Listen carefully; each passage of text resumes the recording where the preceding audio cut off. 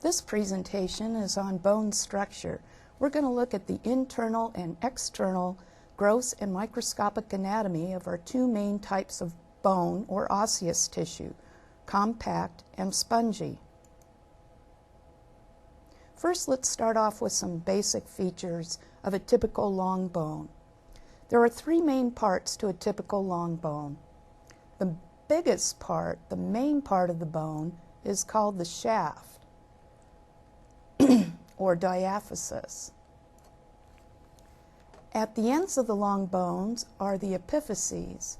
The epiphyses usually form joints with other bones, and you can find them at either end of the bone. Now, in between the epiphyses and the diaphysis is a very narrow little area called the metaphysis. The metaphysis simply connects the diaphysis to the epiphysis. Let's take a look at bone structure in a little bit more detail. Now, if you take a look at the diaphysis again, you'll see that it is covered throughout its length with a periosteum. Periosteum is a dense, irregular connective tissue, and it is extremely important for the health of the bones because it's through the periosteum that blood vessels like nutrient arteries can gain access to the bone. And bone is highly vascularized tissue, unlike cartilage. Now, there is no periosteum on the articular surfaces of the long bones or on the epiphyses. The epiphyses in a joint are covered with hyaline cartilage, and that's what this blue material right here is. Now, unlike hyaline cartilage elsewhere in the body, this cartilage is not covered by a perichondrium, and the reason being is this cartilage is actually in a joint, and you have two bones rubbing against each other or articulating with one another, and that periosteum or perichondrium would get in the way and get irritated. So we just have slick surface to slick surface in a joint cavity. Now, if we look up here in the epiphysis, we can see it looks kind of holy. This is called spongy bone for obvious reasons. And over here on the right side, you can see a blow-up of this particular area. Note that the spongy bone looks almost like Swiss cheese, but there's one very, very important feature that you need to make note of, and that is check out the blood supply. The blood supply is moving through all these little trabeculae or spicules in the spongy bone. These spicules are rather thin, and this permits diffusion of materials back and forth between the living bone tissue and the blood supply. We will see that this is not the case in compact bone. Now, the outer part of the bone is lined with compact bone. If we look at the structure of compact bone over here, we can see that it consists of regular type structures. These structures are the functional structural unit of compact bone, and they are called osteones. Now, moving down into the diaphysis, we see that the medullary cavity or marrow cavity is filled with fat. We call this yellow marrow, and the fat is an important energy reserve for bone. So our bones have many functions: protection, they're our major mineral store, support, movement, but they also store fat in the medullary or marrow cavities. And so this fat is called yellow bone marrow. Now, up in the spongy bone marrow area, we see that the marrow here is involved with blood cell production or hemopoiesis. And so this marrow is called red marrow because of that.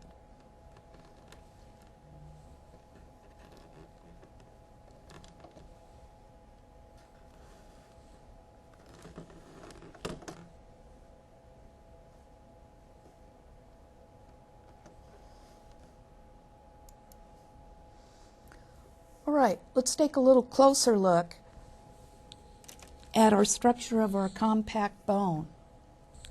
Now, let's get oriented in this diagram here. This is the outside of the bone, so this is where the periosteum would be. And this is the inside of the bone, or where the marrow cavity would be. So what we're seeing out here, this is all compact bone, and this area inside the marrow cavity is our spongy or trabecular bone. Now, whereas the outside of the bone is lined with periosteum, the inside of the marrow cavity is lined with endosteum. Let's take a look at the structure of an individual osteone, or the structural functional unit of compact bone. The first thing you'll probably notice is that it looks like the rings of a tree in cross-section. So these osteones are indeed made up of concentric lamellae of bone. In the center is a canal called the central canal, and in that central canal run an artery, a vein, and a nerve. Let's go over here and take a look at this structure of the osteone. So each one of these layers is a concentric lamella, kind of like the peeling an onion. And each layer or lamella is made up of osteocytes that are connected to one another and matrix. Now, this matrix is very interesting. If we look at this diagram down here, we see that the fibers in alternating concentric lamellae go in different directions. So in this outer one, the fiber is going in this direction. In the next one, the fibers are moving in the opposite direction, and so forth. This alternating pattern of collagen fibers in adjacent lamellae allow the bone to withstand a lot of torsion and twisting, and the collagen is what gives bone its strength and its shape. Now, it's the minerals in bone that give bone its hardness, but it's the collagen that gives bone its shape and its strength. Let's take a look at a common type of bone that I'm probably sure everybody's seen if you've ever roasted a chicken, or we could use a bigger one here. This is a turkey wishbone. Now those look like two ordinary bones, but there's one major difference. I took these bones and I soaked them in white vinegar for a couple of weeks. The white vinegar is like a weak acid, and what it did was it dissolved away the calcium salts, or the hydroxyapatite. It's those calcium salts in the matrix of bone that give bone its brittleness or its hardness, but it's the collagen fibers that give bone its strength and help to support its shape. Now, without those crystals in bone, I can actually take a bone and tie it into a complete knot.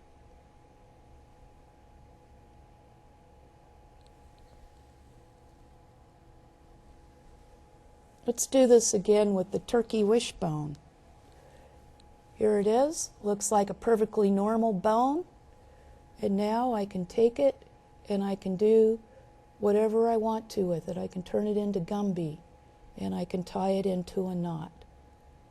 So you see, it's the collagen that gives bone its strength and helps to maintain its shape, but it's the mineral component of calcium salts, hydroxyapatite, that give bone its brittleness or its hardness.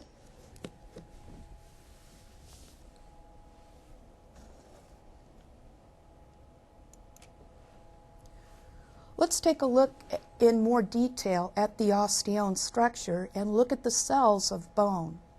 In the bones that we're looking at today, we can see the mature bone cells called osteocytes. So in this diagram, a little piece or chunk out of an osteone has been removed. This central cavity out here is the central canal or Haversian canal, where the artery, vein, and nerve run in the middle of the osteome. And now you're able to see concentric lamellae containing osteocytes, which are the yellow cells. Now look very closely at these osteocytes. Check out the fact that they have cytoplasmic extensions, and these extensions interconnect all the osteocytes within an osteome to one another, and more importantly, to their blood supply. So remember, the blood is running in the central canal here. The osteocytes closest to the canal tap in directly to the blood supply. They remove oxygen and nutrients, and then they pass it on to their fellow cells in adjacent concentric lamellae. These cells, these osteocytes, are connected to one another through these cytoplasmic extensions by gap junctions. And as we learned before, gap junctions allow the coordinated passage of small molecules and ions. And so this is a very effective kind of junction for allowing these cells to transport materials through concentric lamellae. So these guys in the first ring here, these osteocytes, they get the freshest blood, and then they pass it on to the next row, and then the next row passes it on to the next row, and so forth. Then these cells out here are, as are all the cells, are generating waste materials, and these waste materials flow in the opposite direction from lamella to lamella and back into the venous drainage, which takes the waste and the deoxygenated blood away. Now, we were talking about the periosteum and how important that was to bone. Here's the periosteum, and you can see running within it these blood vessels. And these blood vessels are called periosteal blood vessels, and they run through these horizontal or perpendicular canals called Volkmann's canal. And there they branch and give rise to the central artery that runs through the center of the Haversian canal or central canal. Now, because bone matrix is calcified, this prevents diffusion, and that's why bone is highly, highly vascularized. If you've ever broken a bone, you know that very well, because the first thing that happens when you break a bone is a hematoma. You get a bruise, you get bleeding, and then pain, and then a few choice words, no doubt, are said. All right, so let's take a look now at a model of the microscopic anatomy of compact bone. This is the model that we see in the lab, and I'm going to point out some of the main features that you're able to see in this model. First of all, this is the periosteum with these little connecting or perforating fibers called Sharpie's fibers. All of these circles here are osteomes or Haversian systems with a central canal in the middle. Now, if you look closely, you can see the alternating fibers of collagen between concentric lamellae in an osteome. Looking more carefully, we can look right into an osteome, and we can actually see these individual dots are osteocytes. And the little lines running between the osteocytes are called canaliculi. Canaliculi are the little channels in the bone that allow the osteocytes to join hands, so to speak, or to join cytoplasmic connections via the gap junctions. If we turn the bone model and look this way, we can see those perforating arteries and our central arteries that are running down the center of a Haversian system. And here's an example right here of an artery and a vein. Now this one moves all the way in to the medullary or marrow cavity. So remember, the marrow cavity is lined with endosteum. And now you're looking at the trabeculae. And you can see the trabeculae are just one cell layer thick. And so they don't need to have osteones. And we don't have osteones in spongy bone, only in compact bone. The red material is the red marrow. And this is where hemopoiesis or blood cell production is taking place.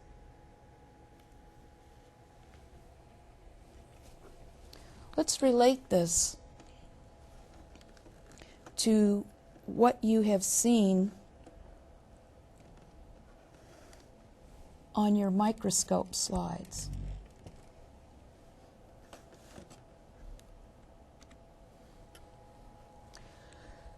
So looking up close in this top diagram, these are the osteones that we pointed out on the model. Look how well they correspond to what you actually see on your histology slide. This picture on the bottom left is of ground bone that has not been stained.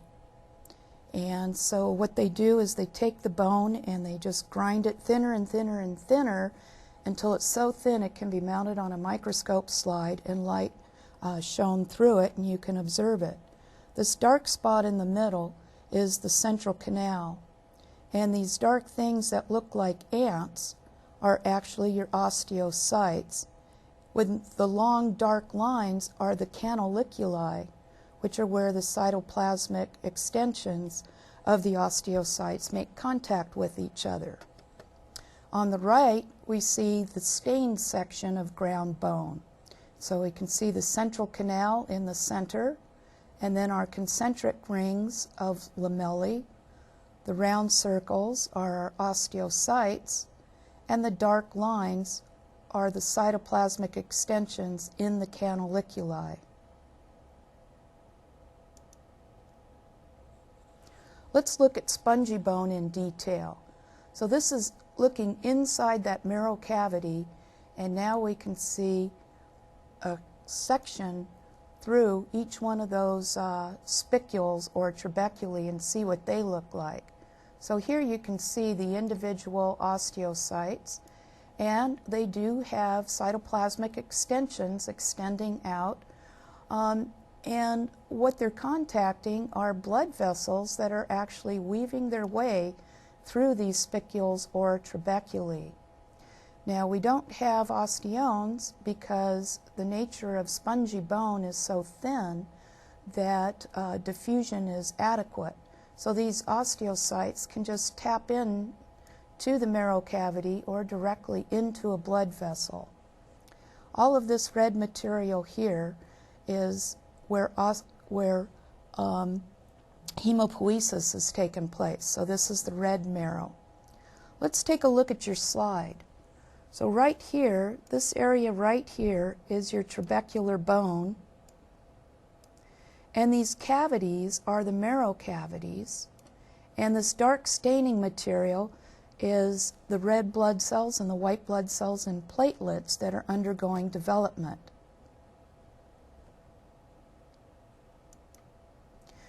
Now, so far, we were only really able to look at one bone cell type, and that was the mature osteocyte.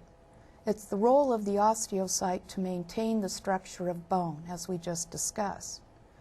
But if we look at the slide of intramembranous ossification, we can see another cell type, the osteoblast. Now, most of the bones in our skeleton, like this big long bone right here, form from a cartilaginous skeleton in the fetus. This is called endochondral ossification. However, the flat bones of the skull form by intramembranous ossification. And so what we see in this slide here is bone formation taking place actually in pretty much the dermis, which would be this area up here. We see fibroblasts differentiating into the precursor cells, and these osteoprogenitor cells then give rise to osteoblasts. The osteoblasts you can see all lined up along the edge of a bony spicule.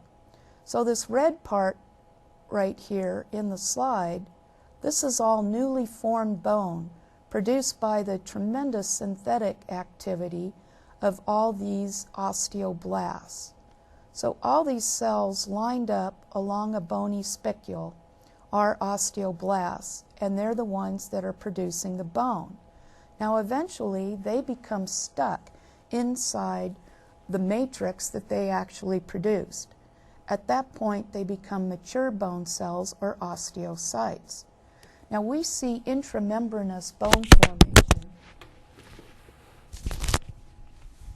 taking place in the fetal skull, for example. So our skull bones, as well as a couple other flat bones, were formed via intramembranous ossification. And in this model, you can actually see the fontanelle, and that fontanelle or soft spot corresponds to the membranes that you see in the slide below where the bone is being formed.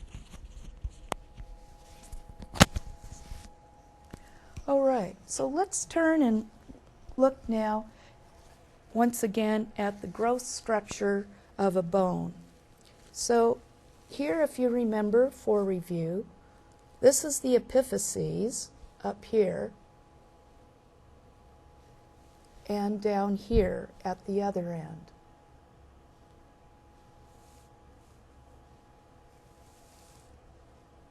Now, if you look at the end here of the epiphysis, this is the part of the bone that is going to be in a joint capsule. And in fact, you can see a little ligament here that helps to anchor this bone to another bone in the joint capsule. This on the outside is hyaline cartilage. This is the periosteum of the bone on the outside of the shaft. And you can see where there was some attachment of some of the leg muscles onto this bone. This material right here is fat, and then again we see this shiny material. This is the hyaline cartilage. Now this bone has been specially cut so that we can look inside and actually see the marrow cavity and the distinction between compact and spongy bone. So again, out here, this edge, this is all compact bone. Compact is the strongest of the two kinds of bones. It is found oriented in the weight-bearing direction of the bone. Up here, if we dug this out, this is our spongy bone.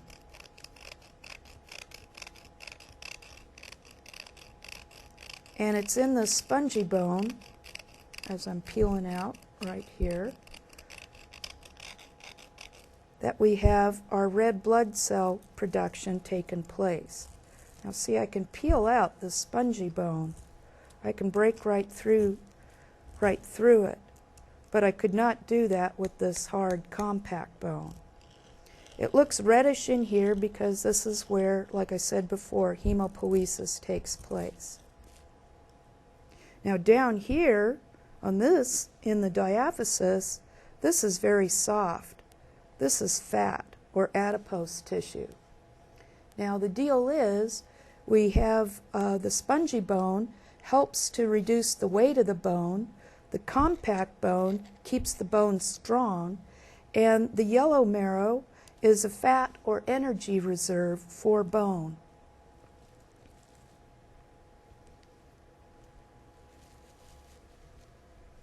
And this concludes our discussion of the two different forms of bone, compact and spongy.